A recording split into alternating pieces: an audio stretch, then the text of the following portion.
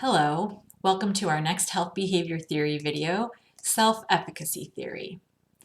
Self-efficacy is in and of itself a psychological phenomenon that deals specifically with a person's beliefs about their ability to do something.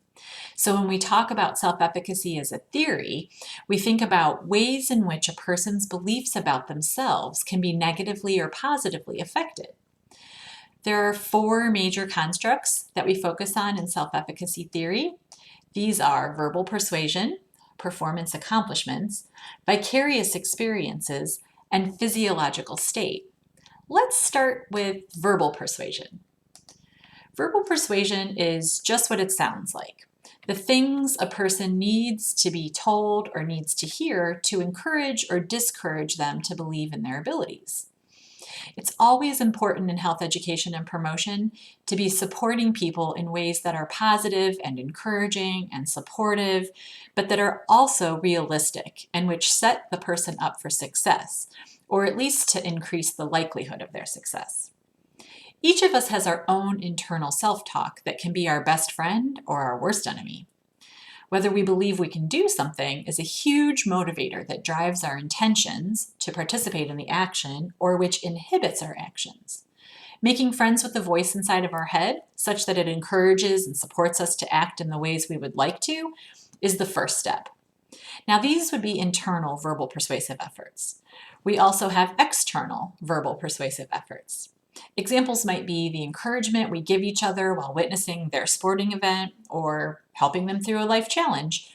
We too can help to persuade other people to believe in their own abilities. Ultimately, in health behavior, internal motivation is more powerful than external motivation in terms of lifelong behavioral action. But if we're being honest, we can all use as much support as we can get. The second construct in self-efficacy theory is that of performance accomplishments. Performance accomplishments are examples of past success that help drive future movement or motivate future action. If we think about the small steps or tasks that a person can succeed in, which lead them to believe in the bigger task, that's what we're talking about here. Oftentimes, people see the task ahead as enormous and simply need some help in breaking it down into smaller steps. Other times, we need to just take the first step and to draw out the steps so the first step isn't something gigantic, like quitting smoking and never touching a cigarette again for the rest of their life. The first step might just be assessing the relationship with nicotine and cigarettes, perhaps postponing the next cigarette until we really do feel like we must smoke it. Over time, when a person realizes that they can be successful at that postponement, then we can encourage them to increase the amount of time they wait until ultimately they aren't smoking at all. We could look at this example also in running. A person doesn't just go from not running to completing a marathon. Rather, they build up small increments of distance, perhaps even starting by just walking, then running, maybe a mile, then 2, then 5, then 10, etc. Over time, they build up the endurance to run the marathon. Now, this isn't to say that the person couldn't just go and run 26 miles. They could.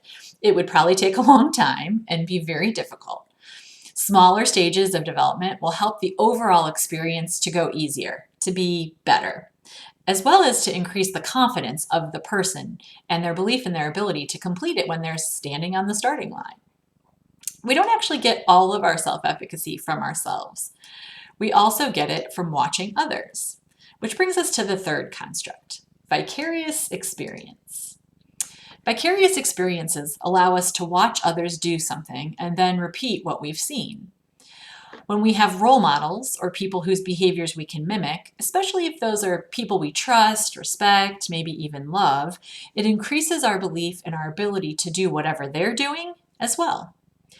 We use vicarious experience in health education and promotion by setting up opportunities for people to watch other people do the things we're hoping to encourage. Sometimes this goes along with performance accomplishments, in that a learning activity is done by some learners while others watch.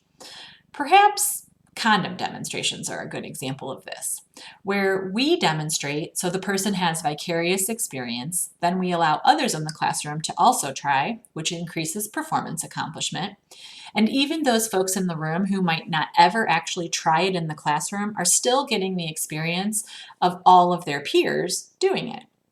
And vicarious experiences don't need to be perfect. Remember, we can learn just as much from other people's mistakes as we can learn from their successes, if not more. In fact, watching other people make mistakes can actually increase our self-efficacy in that making mistakes is part of life. When the voice in our head is not being our best friend, it often amplifies those mistakes and uses them to encourage our belief that we can't actually do it.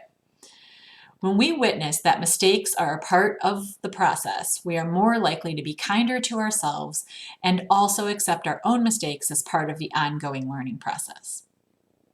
The final construct of self-efficacy theory is that of our physiological state.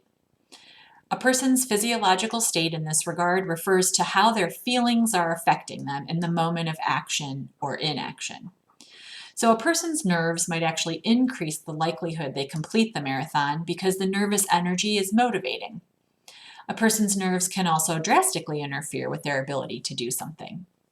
Think about how a person could be so nervous, perhaps, that they can't speak up, and so they don't talk to their partner about contraceptives or disease prevention at the start of a sexual encounter.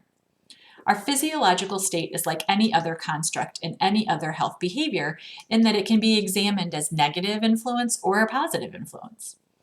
Being intoxicated is an example of a physiological state that sometimes encourages us to relax and have more fun, or allows us to behave in ways that we likely will regret once sobriety returns. The physiological state can be initiated and also controlled by internal self-talk. So this is another example where verbal persuasion is important. The technique here is to recognize the physiological state. For the person to ask themselves, how am I feeling right now? How might my feelings be affecting my belief in my ability to do whatever the task is? Can I get a handle on my emotions so that I can drown out the negative self-talk and amplify the positive verbal persuasion to get through the task at hand? Physiological states aren't always immediately controllable either. So sometimes recognizing our physiological state is a cue that we need to go work on those feelings rather than focusing on the behavior in that moment. So the four constructs of self-efficacy theory are examined in such a way that we measure their effect on personal beliefs. Verbal persuasion, performance accomplishments, vicarious experience, and physiological state, therefore, all affect our personal beliefs, which in sum contribute to our ability to achieve behavior. Okay? So self-efficacy theory is actually a pretty easy theory to understand, even if it's not the easiest to overcome in practice. Some of our personal beliefs stem from childhood and decades of reinforcement.